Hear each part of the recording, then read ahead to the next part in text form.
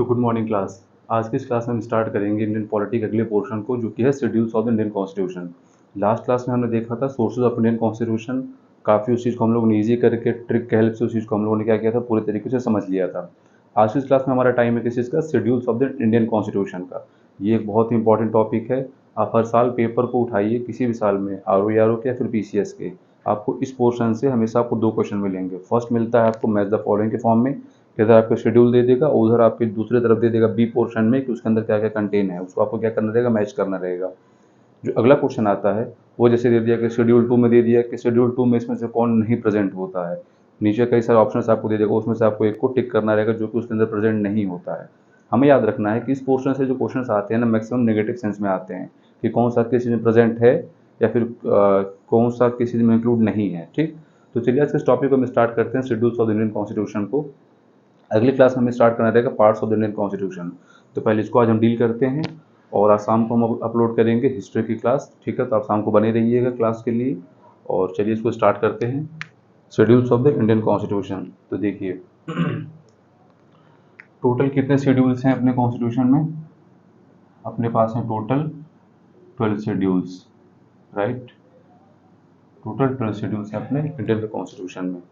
अब देखिए इधर हम लिख लेते हैं शेड्यूल्स और उधर लिख लेंगे दे कंटेन।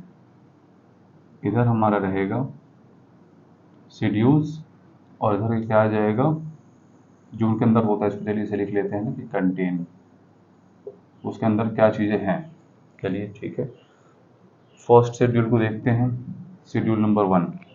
शेड्यूल नंबर 1 में क्या आ जाता है, name of states and union territories. Okay, name of states and the union territories, this is included in the schedule 1 of the Indian constitution, right. फिर अब देखिए आता है आपका शेड्यूल 2। शेड्यूल 2 में क्या कंटेन करेगा, ये करता है अलाउंसेस, ठीक है, सैलरीज ऑफ, ठीक है, अलाउंसेस एंड सैलरीज ऑफ,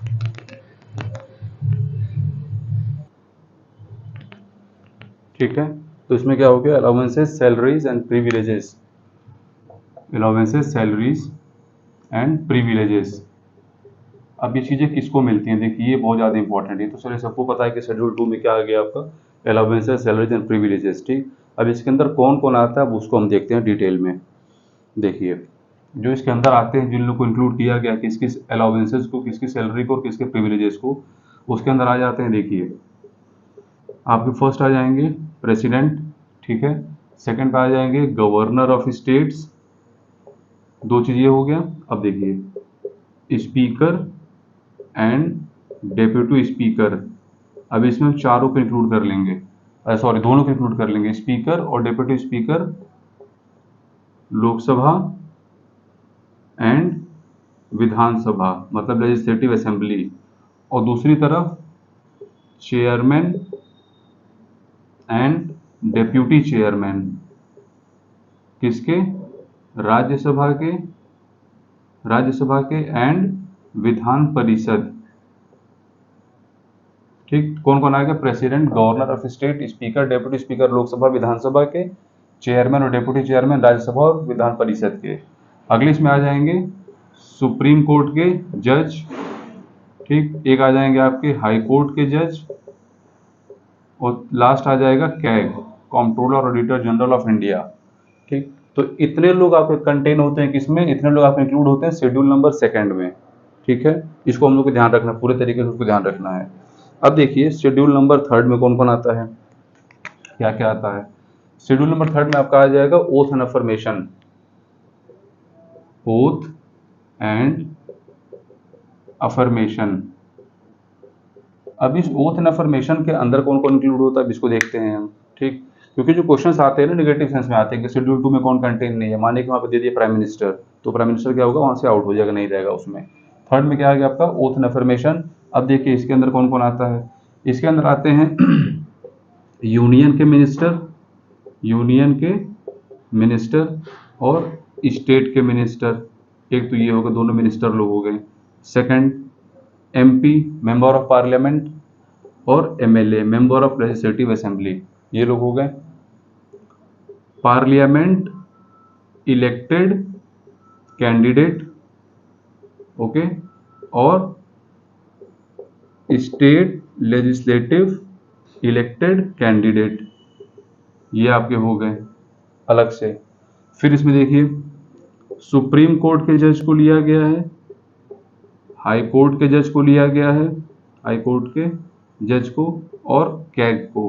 तो ये देखिए, सुप्रीम कोर्ट जज, हाई कोर्ट जज और कैग, ये शेड्यूल 2 में भी थे, सुप्रीम कोर्ट जज, हाई कोर्ट जज और कैग। बाकी जो लोग चेंज हो गए ना, यूनियन के जो मिनिस्टर आ गए, एमपी आ गए, एमएलए आ गए, पार्लियामेंट्री इलेक्टेड कैंडिडेट आ गए और स्टेट लेजिस्लेटिव इलेक्टेड कैंडिडेट आ गए, ये लोग अलग से थे। तो इनके ओथ एंड अफर्मेशन की बात की गई है थर्ड शेड्यूल में, और अलाउंसेस सैलरीज के जितने वो जो ऑफिशियल पोस्ट हैं उनकी बात की गई सेकंड शेड्यूल में। अब देखिए फोर्थ शेड्यूल को, फोर्थ शेड्यूल से डील करते हैं। फोर्थ शेड्यूल कंटेन करता है क्या? एलोकेशन ऑफ सीट्स, कहाँ पे? राज्यसभा में, allocation of seat in Rajya Sabha, right. अब एलोकेशन ऑफ सीट इन राज्यसभा कहाँ कहाँ से? स्टेट से भी और यूनियन टेरिटरी से भी, इन सारे जगह से जो भी सीट्स आएंगे राज्यसभा में उसको कौन कंटेन करता है? Schedule number 4, right. अब देखिए शेड्यूल नंबर 5 को, शेड्यूल नंबर 5 को हम देख लेते हैं। इसमें आपका आ जाता है administration, administration of schedule, SCH schedule, schedule area and schedule tribe, okay. इसमें कौन कौन आ गया फिर शेड्यूल में? Administration and control of schedule area and schedule tribe, administration कर लेना है और इसको कर लेना है एंड कंट्रोल, शेड्यूल एरिया के और शेड्यूल ट्राइब को, ठीक है। छठे शेड्यूल को देखते हैं हम, सिक्स शेड्यूल को देखते हैं। सिक्स शेड्यूल में आ जाता है आपका एडमिनिस्ट्रेशन, है ना, इसमें भी सब वही चीज आएगा, एडमिनिस्ट्रेशन एंड कंट्रोल ऑफ, अब इसमें शेड्यूल एरिया शेड्यूल ट्राइब नहीं आएगा, इसमें क्या आ जाएगा? Tribal area, of tribal area. अब इसमें भी ट्राइबल एरिया में भी अलग से कुछ एरिया, ये नहीं है कि सारे ट्राइबल एरियाज को हैं। इसके ट्रिक है ममता, MMTA, इसको हमें याद रखना है, ममता। ममता का मतलब क्या हो गया?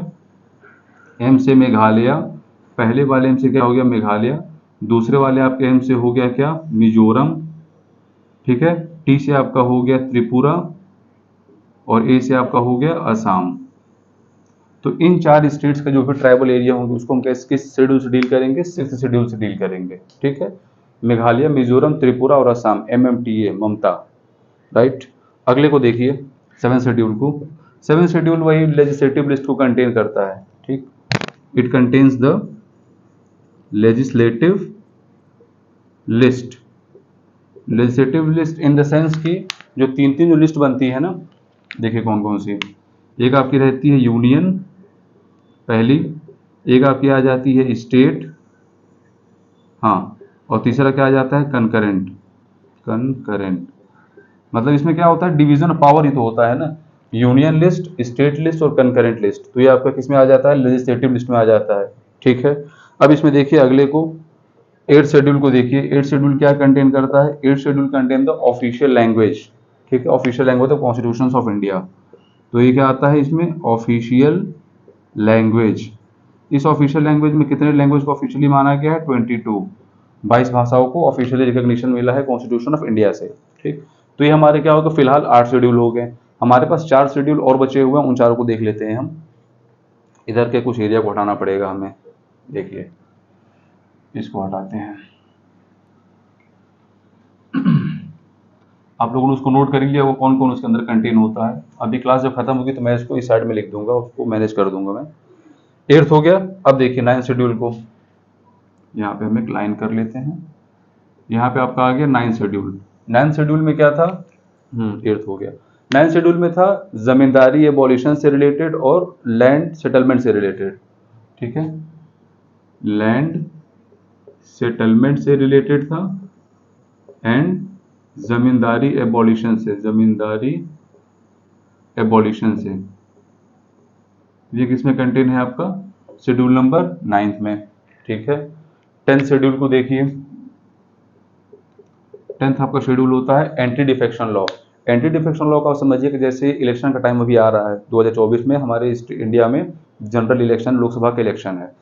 उसमें क्या होता है, कुछ विनिंग कैंडिडेट्स होते हैं, जैसे कि जब उनको मतलब चांसेस दिखता है कि हम जीत सकते हैं, ठीक है, तो वो क्या करेंगे, या फिर हम नहीं जीत सकते लेकिन अगर किसी और पार्टी में गए तो वहाँ से जीत सकते हैं, ठीक है। माने इस वजह कोई भी पार्टी हो, उसमें कैंडिडेट है, उसको लग रहा है कि हम इस पार्टी से तो नहीं जीत सकते क्योंकि इस पार्टी की एक छवि खराब है, अगर हम दूसरी पार्टी में गए तो उस पार्टी के छवि में और उस पार्टी के तले हम क्या कर जाएंगे, जितने इलेक्शन को जीत सकते हैं। तो वो तुरंत क्या कर लेगा, अपनी पार्टी को स्विच कर लेगा, ठीक। तो इस तरीके से इलेक्शन से पहले भी और इलेक्शन से बाद भी जो सरकार को तोड़ा जाता है, कुछ उसके एमएलए को लेकर के, कुछ उसके एमपीज को लेकर के, तो उस प्रोसेस को रोकने के लिए क्या लाया गया था, एंटी डिफेक्शन लॉ। तो जो भी डिफेक्शन होता है ना पार्लियामेंट के अंदर की और इसके विधानसभा के अंदर, कि मेंबर्स का एक पार्टी से दूसरे पार्टी में जाना, दूसरे पार्टी से वापस अपने पार्टी किसी और पार्टी में आ जाना, जब देखना है कि उनकी सरकार बन गई तो उनकी तरफ चले जाना, या फिर देखना है कि उनकी बनने वाली है तो फिर उधर शिफ्ट हो जाना। तो उस प्रोसेस को रोकने के लिए क्या लाया गया था, 10 शेड्यूल। तो 10 शेड्यूल में क्या कंटेन होता है, एंटी डिफेक्शन लॉ। अभी जो आपका 10 शेड्यूल है ये 52nd अमेंडमेंट एक्ट ऑफ 1985 से आया था। किससे आया था, 52nd अमेंडमेंट एक्ट ऑफ 1985। और ये क्या कंटेन करता है, एंटी डिफेक्शन लॉ। ये मेंबर्स को रोकता है, मतलब अपना दल बदल कानून, इसको हिंदी में बोलते हैं दल बदल कानून, इनको रोकता है एक दूसरे तरफ शिफ्ट होने से, खास करके इलेक्शन कंडक्ट होने के बाद, ठीक। अब देखिए अपना 11 शेड्यूल। 11 शेड्यूल क्या कंटेन करता है, पंचायती राज, ठीक। 11 शेड्यूल अपना कंटेन करेगा पंचायती राज। इसके अंदर कितने मैटर्स होते हैं, टोटल 29 मैटर्स, 29 मैटर्स इंक्लूड होते हैं किसके अंदर में, पंचायती राज के अंदर में। तो ये पंचायती राज क्या है, जो आपका इस एक बहुत इंपॉर्टेंट चैप्टर भी है किसके अंदर, इंडियन पॉलिटी के अंदर, most important chapter of the Indian polity, जिसके अंदर आपको डिफरेंट कमिटीज आती है, Balwant Rai Mehta committee, Ashok Mehta committee, LM Singhvi committee, GVK Rao committee. तो जितनी भी कमिटीज होती हैं सारी इंपॉर्टेंट किसके रिस्पेक्ट में, पंचायती राज के रिस्पेक्ट में। अभी देखिए पंचायती राज को इंक्लूड कब किया गया था, 73rd अमेंडमेंट एक्ट ऑफ 1992 से। किससे, 73rd अमेंडमेंट एक्ट ऑफ 1992 से इसको इंक्लूड किया गया था किसमें, 11th शेड्यूल में, ठीक। और हम देख लेते हैं यहाँ पे 12th शेड्यूल को। 12th शेड्यूल क्या कंटेन करता है, म्यूनसिपैलिटीज। 12th शेड्यूल क्या करेगा, म्यूनसिपैलिटीज, ठीक है ना। और इसको किस चीज से इंक्लूड किया गया है, म्यूनसिपैलिटीज को इसको इंक्लूड किया है क्योंकि पंचायती राज जो है 73rd से, तो ये हो गया 74th amendment act same year 1992, ठीक। और म्यूनसिपैलिटीज वाले के अंदर टोटल कितने मैटर हैं, 18 मैटर, 18 मैटर इसके अंदर हैं। पंचायती राज में कितने थे, 29 मैटर। तो ये आपके क्या हो गया, एक ओवरव्यू हो गया पूरे 12 शेड्यूल का, ओवरव्यू हो गया पूरा, डिटेल में ही हो गया, पूरे 12 शेड्यूल इसमें कंटेन हो गए। अब इसका देख लीजिए सेकंड वाले का हमने बोला था ना कि इसको हम इधर नोट कर देते हैं। सेकंड शेड्यूल में कौन कौन इंक्लूड होता है उसको हम नोट करते हैं यहाँ पे। देखिए आपके हो गए प्रेसिडेंट, गवर्नर ऑफ स्टेट्स, ठीक, president governor of state, speaker and deputy speaker, Lok Sabha के भी और विधानसभा के भी, चेयरमैन एंड डेप्यूटी चेयरमैन किसके, राज्यसभा के भी और विधान परिषद के भी, राइट। और फिर आगे आपका सुप्रीम कोर्ट के जज, ये देखिए जज एक सुप्रीम कोर्ट का हो गया और एक जज हो जाएगा हाई कोर्ट का। और लास्ट में कौन आ गया, CAG, comptroller auditor general of India, ठीक है। तो ये क्या हो गया, सेकंड शेड्यूल को जो लोग भी कंटेन थे। थर्ड में आप ये लोग आ गए, union minister of state, MP MLA elected candidates. अब इसको हमें क्या करना है, एकदम आराम से देखना है।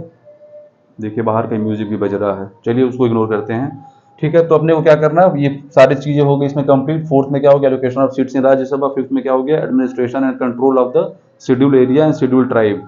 छठे में क्या आ जाएगा, administration and control of the tribal area. उसमें कौन कौन इंक्लूडेड है, ममता के फॉर्म में मेघालय, मिजोरम, त्रिपुरा और असम, ठीक है।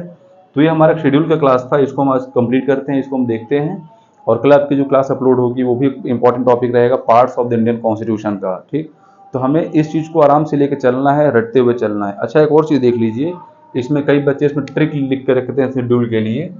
शेड्यूल को याद करने के लिए वो लोग क्या रखे रहते हैं, एक ट्रिक को रखे रहते हैं। जैसे कि उसमें आता है टीयर्स, ठीक है, ऑफ ओल्ड PM, इस तरीके से। हालांकि इसमें मैंने कभी याद किया नहीं था लेकिन इसको मैंने देखा तो ये भी मतलब ठीक ही ठाक लगा। जिसमें कि टी का मतलब होता है क्या, टाइटल्स या फिर टेरिटरीज, जो हमने फर्स्ट लिखा था ना, name of states and union territories, उसमें टी का मतलब होता है। ई का मतलब होता है इमोल्यूमेंट्स। ए का मतलब होता है ओथ एंड अफर्मेशन, तो अफर्मेशन का ए जो है यहाँ पे आ गया। आर का आपको हो जाता है allocation of seats in Rajya Sabha. S का मतलब होता है शेड्यूल एरिया, शेड्यूल ट्राइब वाला, ठीक। तो 1 2 3 4 5, हाँ। छठे में क्या था, छठे में हमारा था administration and control of the tribal areas. तो ये ऑफ में वो कहाँ से सेट हो पा रहा है, चलिए उसको हटाते हैं। सेवन्थ में देखते हैं, सेवन्थ में क्या था, वही फेडरल स्ट्रक्चर, जैसे कि यूनियन, स्टेट और कंकरेंट वाला लिस्ट हो गया आपके एफ से। फिर आपका आठवें में हो गया ऑफिशियल लैंग्वेज, ठीक है। इसमें हो गया एल मतलब हो गया लैंड वाला रिलेटेड, जो आपने लिखा था ना, लैंड सेटलमेंट। और डी वाला हो गया एंटी डिफेक्शन लॉ। पी से हो गया पंचायती और एम से हो गया म्यूनिसिपैलिटी।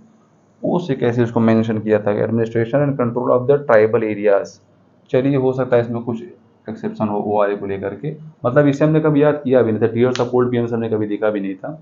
ये चीज़ें ऐसे ही याद हो गई थी, पढ़ते पढ़ते चीज़ें आपको क्या हो जाएंगी, मगअप हो जाती हैं। तो चलिए आज की क्लास को हम यहीं पेंड करते हैं, अगली क्लास में हम अपलोड करेंगे parts of the Indian constitution. और आज शाम को 2 से 3 बजे के आसपास में आपके हिस्ट्री में आगे की जो क्लास होगी उसको अपलोड कर दी जाएगी। टिल देन, जय हिंद, जय भारत।